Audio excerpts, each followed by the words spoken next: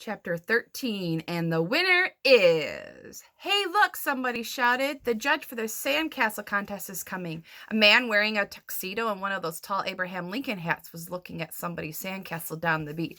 He was taking pictures of it and writing on a clipboard. We all ran over to Mr. Sunny. This is awesome, I told Mr. Sunny. You're sure to win the contest, dude. I'm glad I put up this fence so nobody could damage my centerpiece, Mr. Sunny said. At that moment, the most amazing thing in the history of the world happened.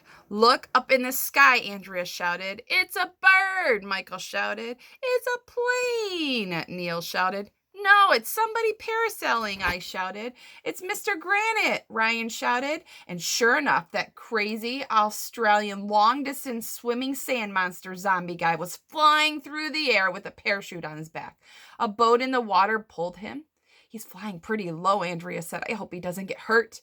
Mr. Granite flew right over our heads. Help! Help! He shouted. I can't control this thing. Mr. Granite was swooping back and forth, up and down. It looked like he might slam into the beach.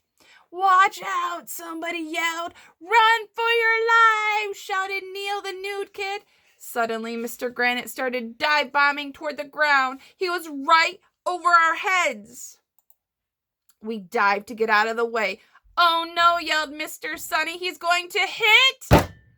Mr. Sunny never got the chance to finish his sentence because at that moment, Mr. Granite landed right on top of Mr. Sunny's sandcastle.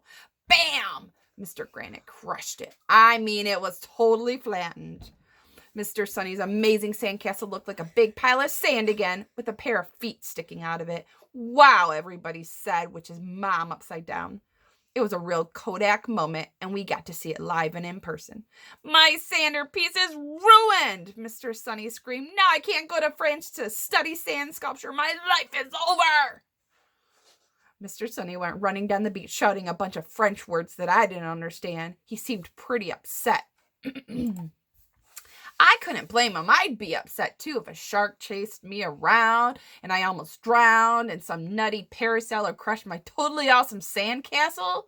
But then stuff like that happens all the time, you know. We were standing in front of Mr. Sunny's pile of sand when the judge with the tall Abraham Lincoln hat came over. Excuse me, he said. I heard there was a really amazing sandcastle around here, but I don't see it. Can you tell me where it is?